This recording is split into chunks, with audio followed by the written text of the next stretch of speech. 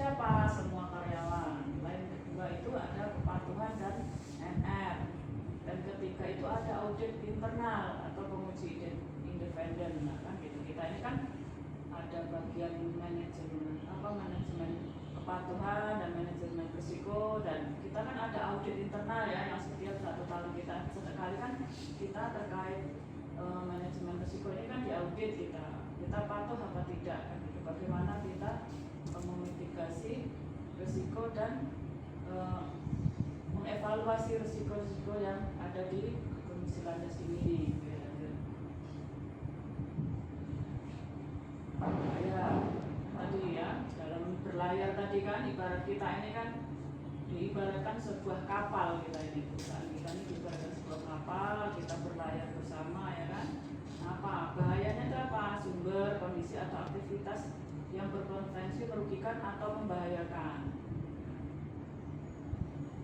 Risiko itu adalah kemungkinan atau peluang yang terjadinya kerugian akibat paparan terhadap bahaya tadi ya kan gitu.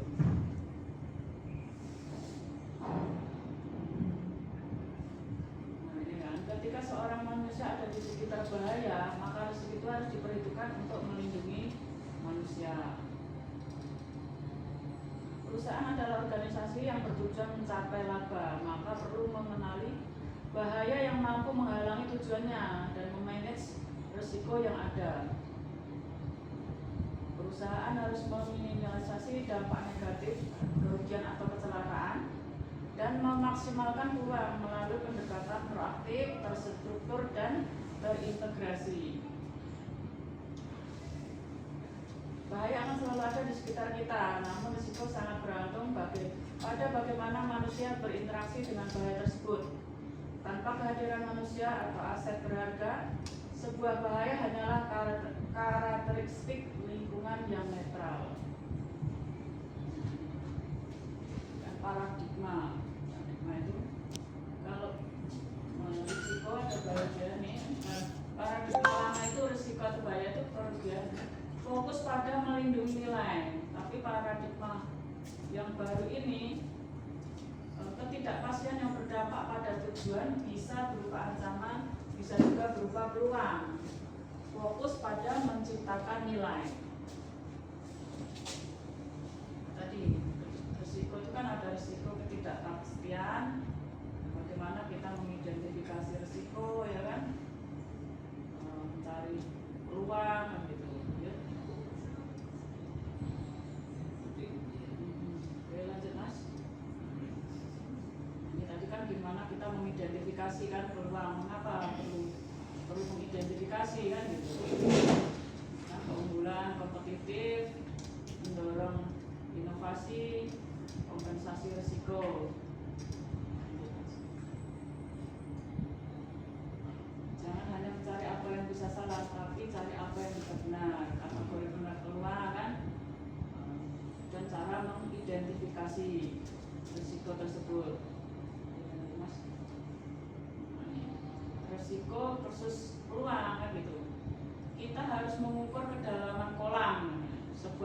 Sebelum melompat kan kita harus tahu seberapa dalam dalamnya airnya itu. Guna pendekatan kuantitatif dan kualitatif, ini sebagai misal kan gitu ya. Ini adalah matriknya.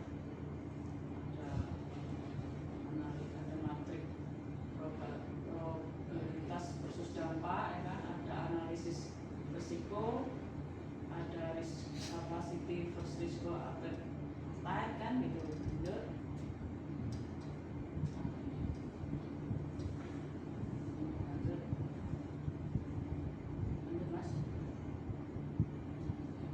Strategi mitigasi, membangun jaring pengamat.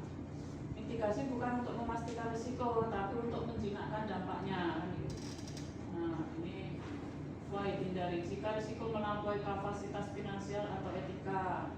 Reduce, kurangi. Melakukan pelatihan berbagai sistem atau pilot project kecil sebelum skala penuh. Transfer atau alihkan, asuransi, outsourcing atau pemilihan strategis, akses atau terima. Jika biaya mitigasi lebih mahal daripada dampak risiko itu sendiri, siapkan cadangan dana. Strategi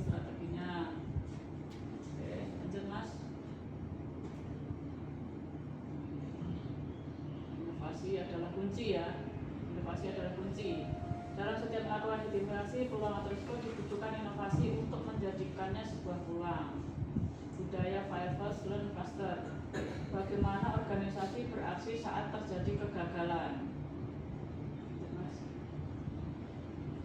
Risiko dan inovasi ya.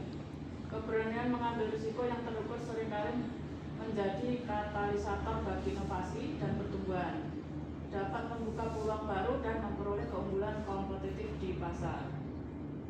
Nah, jadi kesimpulannya, embracing risk adalah tentang keberanian yang terukur.